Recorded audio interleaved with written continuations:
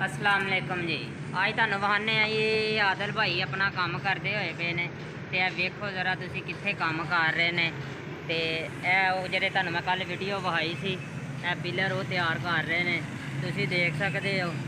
आदल भाई अपना काम कर रहे ने ते तुसी देख सकते हो कित्थे इस टाइम खड़े ने।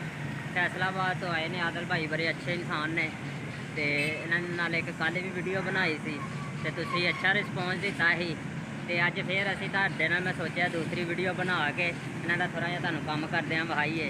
ते देख लो इस टाइम कित्थे खड़े आ, थल्ले भी तुसी वेख सकते हो ते बाहर वेख सकते हो। इस टाइम सारा मुकम्मल है ते दूसरे साडे फयाज भाई भी इत्थे ही ने। फयाज भाई वो अंदर कोई मटीरियल वगैरह लैन गए ने ते आदल भाई है तुहाडी कापी। तो साड़ी अगर वीडियो यार अच्छी लगे तो लाइक कर दिया करो और इंशाल्लाह हम इसी तरह की अच्छी अच्छी आपको वीडियो बनाकर दिखाते रहेंगे।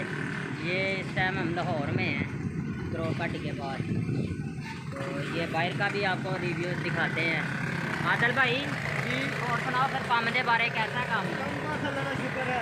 अच्छा तो दिल लग गया फिर इतने लाहौर च? अच्छा तो कितना अरसा हो गया थे आदल भाई? कम से कम 10 साल हो गए लाहौर। लाहौर च 10 साल हो गए ने। अच्छा तो कैसी फीलिंग महसूस काम करते हैं? इतने ही शिफ्ट हो गए हो कि फैमिली पीछे ही है? मेरी फैमिली पीछे यहाँ पे इतने किराए के मकान ले। तो देख सकते हो आदल भाई दियाँ तुसीं गल्लां भी सुनिया। आदल भाई आए ने 10 साल तो इतने लाहौर शहर च काम कर रहे हैं ते अच्छे भी ने यार। ते सोचा कोई यादगारी लिए एक छोटी जी वीडियो बना रही है ते जो मर्जी आदल भाई भी है देख सकते हैं, तुसीं भी देख रहे हो।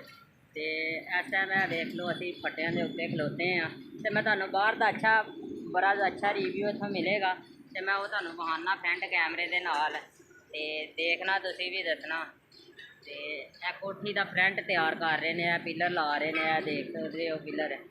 तो मैं तुहानू कल भी थोड़ी जी वीडियो बना के भेजी थी तो अज मैं सोचा कि छोटी जी दूसरी वीडियो भी तुहाडे नाल शेयर की जाए। तो तुहानू मैं हुण फ्रंट का कैमरा ऑन करके तो बाहर का निज़ाम दिखाना तो देखना तुसीं भी। फयाज भाई तो गैब ही हो गए ने, तुहानू फयाज भाई दियाँ भी कोई गल्लां सुननियां सुनाते तो चलो फयाज भाई आते हैं तो उन्होंने भी सुनाने नाल ते नाल है। तुसीं वेखो जी बाहर का भी माहौल ते सामने साढ़े परली साइड ते रिंग रोड है, वो मैं तुहानू फ्रंट कैमरा ऑन करके जूम करके चेक करवाना। तो देख लो तुसीं इस तरह फयाज भाई काम करते हैं। मैं तुहानू हुण फ्रंट का कैमरा ऑन करके बहाना फयाज भाई लूँ आलन दो जरा। देख लो जी फयाज भाई इस टाइम जेह्ड़े ने आदल भाई पिलर तैयार कर रहे ने ते बीम इस टाइम भर रहे ने ते नाल तुहानू फयाज भाई कितना अरसा हो गया तुहानू लाहौर च आया? 2 साल। 2 साल तो इत्थे लाहौर शहर च ही काम कर रहे हो ते सुनाओ कैसा दिल लगा? अच्छा ते होर सुनाओ फिर कोई नवीं ताज़ी।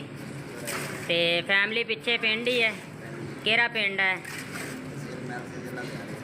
तहसील मैलसी जिला ब्याड़ी है। तुसीं सुनी है फयाज भाई भी जितों आए ने इत्थे काम करन आए ने ते छोटा जिहा व्लॉग तुहानू एक बना के नाल तुहाडे भी शेयर कर रहे हैं।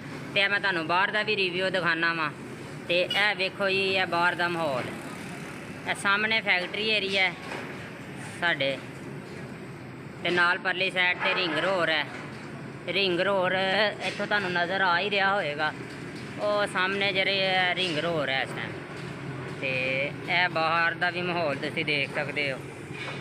तो आदल भाई तो अपने काम ते मसरूफ ने ते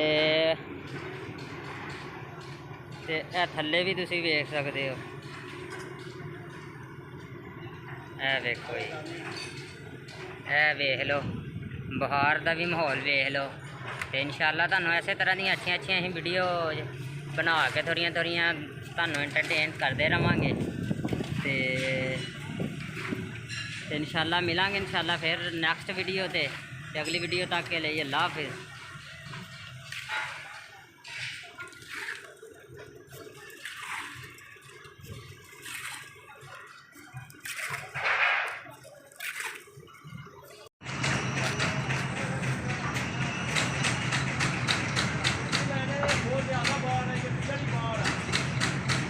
ਲੈ ਵੀ ਸਾਧ ਅੱਲਾ ਦੇ ਹਵਾਲੇ ਮੈਂ ਲਗਾਏ